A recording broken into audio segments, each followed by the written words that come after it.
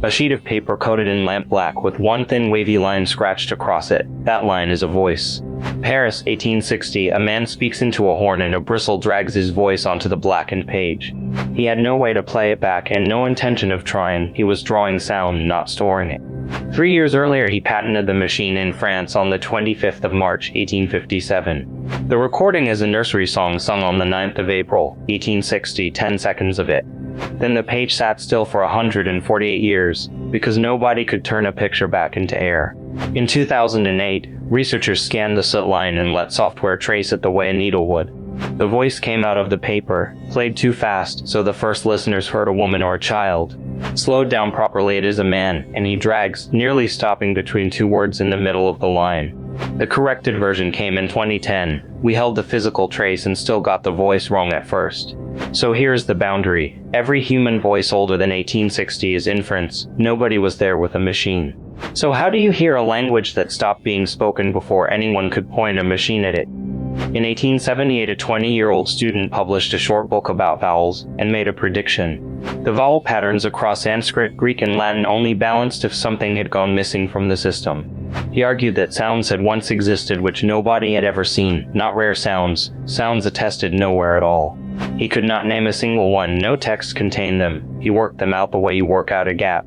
That is not a safe claim, that is a bet. Find the right archive and the whole argument falls apart. Most claims about ancient sound cannot be tested. This one had a trapdoor built underneath it from the start. 1878 is the prediction. Everything after it is the world deciding whether a 20-year-old was right. The book carried the following year on its title page, and then for a long time very little happened. The answer was already in the ground in central Turkey, under a village nobody in linguistics had ever mentioned.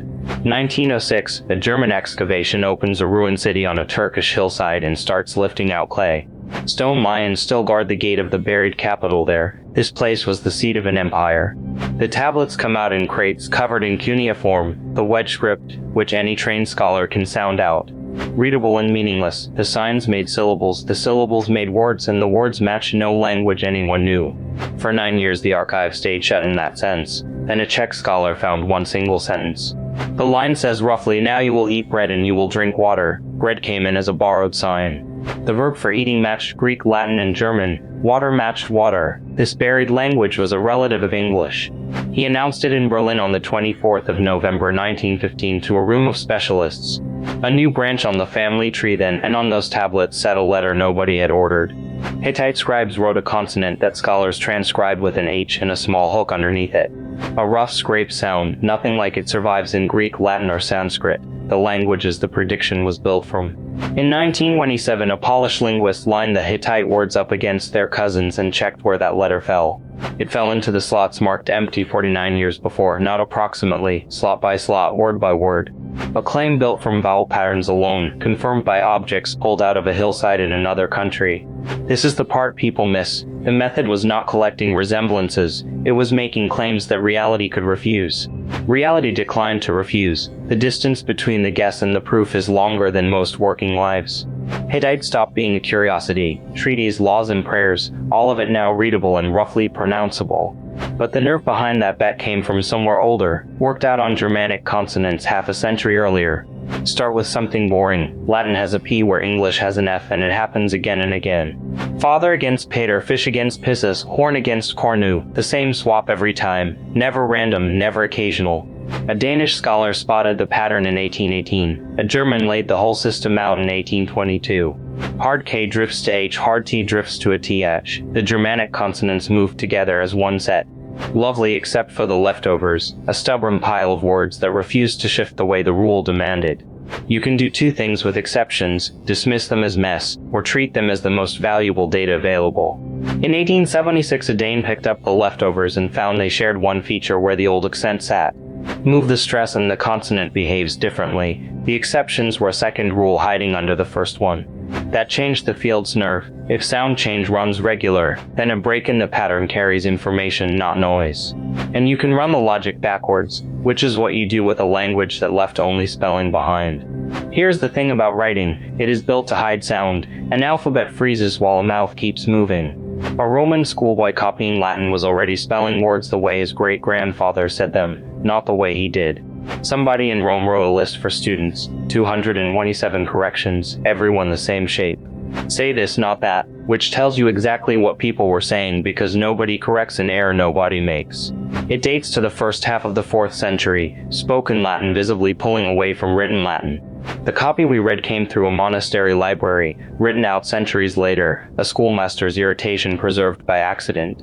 Then the walls, 2 towns buried by a volcano, covered in writing by people with no editor and no training. Over 8,000 painted and scratched inscriptions, and closer to 11,000 once you count tablets, pottery, and stone. Ordinary hands dropping letters, merging vowels, writing what they heard. Every misspelling is a recording of a kind. There is another witness, and this one travels. A borrowed word freezes the sound of the day it was borrowed. One Roman family name went out across Europe and got locked into other languages, first consonant and all. It comes back to us as the German word for emperor, and again as the Russian one. Both begin hard. 4 independent lines of evidence, then the spelling logic, the mistakes, the cross-spelling with Greek, and the surviving daughters. When they agree, you are not guessing. When they disagree, you know exactly where the soft ground is. In 1528, a Dutch scholar argued the point in print, rebuilding classical pronunciation from the ancient grammarians. That cross-spelling trick, one script writing another language sounds, does something remarkable when you turn it on Egyptian. Egyptian writing skips vowels, thousands of years of text, and the script simply does not record them at all. You can read a pharaoh's name in hieroglyphs and still have no idea what the middle of it sounded like. Then in the 14th century before Christ, foreign diplomats solved the problem for us without meaning to. Letters reached the Egyptian court written in Akkadian cuneiform, several hundred clay tablets of international correspondence, stored in the palace. And cuneiform writes vowels, so when a scribe abroad spells out an Egyptian throne name, he fills in the gaps. The same name from someone whose script cared about vowels, suddenly a dead king has a pronounceable name. That lands over 1,000 years before Coptic, a late form of Egyptian that finally wrote its vowels down. Same trick, other side of the world. Chinese characters carry meaning brilliantly and pronunciation badly, and pronunciation keeps drifting. So in 601 a scholar compiled a dictionary that spells each syllable using 2 other characters. One character donates the opening consonant, the other donates the rest of the syllable and its tone. 193 rhyme groups across 4 tones gives you a map of what rhymed 14 centuries back. None of this hands you a recording, it hands you constraints, and constraints can be written out as a text. In 1868, a German scholar tried something new. He wrote a story in the reconstructed parent language. A short fable. A sheep with no wool sees some horses pulling loads and has something to say about it. It was a demonstration, proof that the reconstruction could hold a whole sentence together, not just lists of separate words. Then the reconstruction moved. Werner, the Hittite letter, decades of argument, and the fable had to be written again. 1939 brought a second version, same sheep, same horses, wording you would struggle to match to the first. 1979 a third. By now the predicted consonants sit inside the text, doing real grammatical work. 2013 a fourth. 145 years between the first attempt and the most recent one. Set them side by side and they barely look related, which sounds like failure and is exactly the opposite. The story never changes, the evidence changes, so the text follows. That is a field correcting itself in public. In 2013, a linguist read the fable aloud for a magazine and put the audio on the internet. So how much of that audio is real? The consonants are strong, the vowels are decent, the melody is invented. Nobody reconstructs intonation or rhythm or how fast a person talks, or what somebody bored sounds like. Remember the soot line? We had the physical trace of that 1860 voice and still played it wrong. If a real recording can lie about whether the singer is a man or a child, hold reconstructions loosely. Sometimes the ground answers anyway. In 1952, a young architect announced that some Bronze Age tablets were Greek. On the radio he called it a difficult and archaic Greek, 500 years older than Homer.